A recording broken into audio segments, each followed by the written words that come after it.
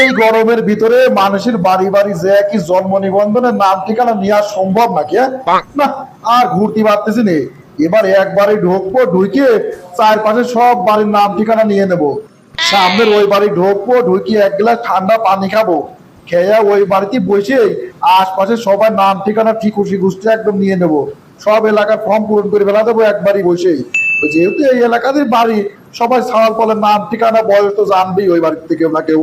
এগো ভাইস্তে, এ তোমরা তো হেনকার স্থানীয় গো, বয়স তো তোমার ভালোই হয়েছে। এ তুমি হেনকার সবার আশপাশের লোকজনের নাম ঠিকানা, বয়স, তারপর কিনা কত সালে জন্মগ্রহণ করেছে তুমি কতিবার অনানে, তুমি তো ভাইবে চিন্তে কতিবার লিবরে আমি তোমাদের বাড়ি বসেই আশপাশের সবার জন্ম নিবন্ধনের ফর্মটা পূরণ করে ফেলতাম। এই যে আবার কি কথা করছেন?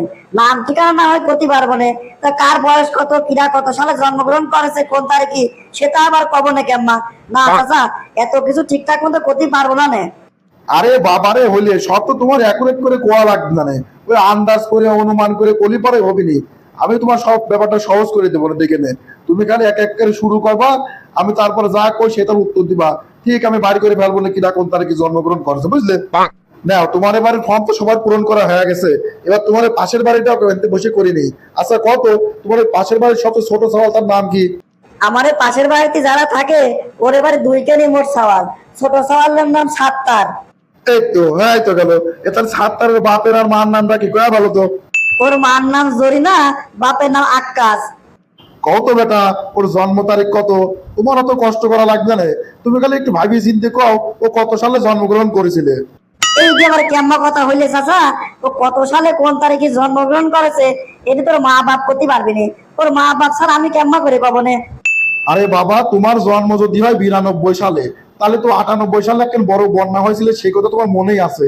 একটু ভাবি দেখো তো, ওই বাড়ির ওই ছোট সাওয়ালের সাথে তুমি ন্যাংটা পানির মধ্যে সাঁতার কাটিয়ে বেড়াইতে কিনা, তারপর যে নৌকা চলা বেড়াইতে কিনা, পানির মধ্যে একসাথে গোসল করতে কিনা, একটু ভাবি চিন্তে কও। তুমি যদি একটু মনে করে করতে পারো, তাহলে ওর জন্ম তারিখ আমি বাই করে ফেলতে পারবো না। ন্যাংটা গোসল করেছে কিনা মনেই তো করতেছে না। হ্যাঁ চাচা মনে পড়েছে, চাচা মনে পড়েছে। আরে আমরা দুইজন এক জায়গায় প্যান্ট খুলে ধুয়ে ন্যাংটা গোসল করতেছিলাম। গোসল করে উঠি দেখি আমাদের দুজনের প্যানই নাই। আমরা দুজন যে কাঁদতে কাঁদতে বাড়ি আসছিলাম। মনে পড়ছে কাকা, মনে পড়ছে আমরা ন্যাংটা গোসল করেছিলাম এক পুকুরের ভিতরে। এই তো বেটা, হয়ে তো গেল। তাহলে তো তোমার বয়স আর ওর বয়স সমানই, খালি জন্ম তারিখটা একটু চেঞ্জ করে দিচ্ছি।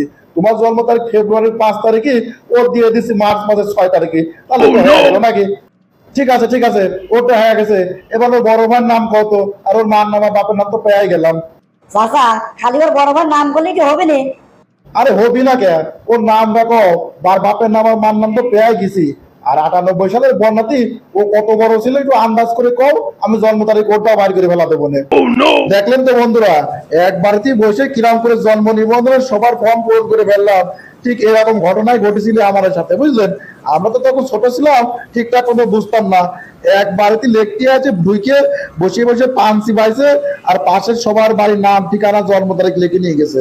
তা চিন্তা করে দেখেন, নিজের ছাওয়াল পালে জন্ম তারিখ মা বাপে ঠিক মতো করতে পারে না, তাহলে পাশের লোকজন কিরাম করে কয়েছে।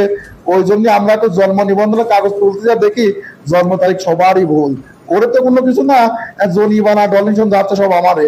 এরকম কাম যদি করে তাহলে কি করতে মনে করে চিন্তা করে দেখেন। ওরে ভুলের জন্য আমরা এখন দৈরি বেড়াচ্ছি সব জায়গা।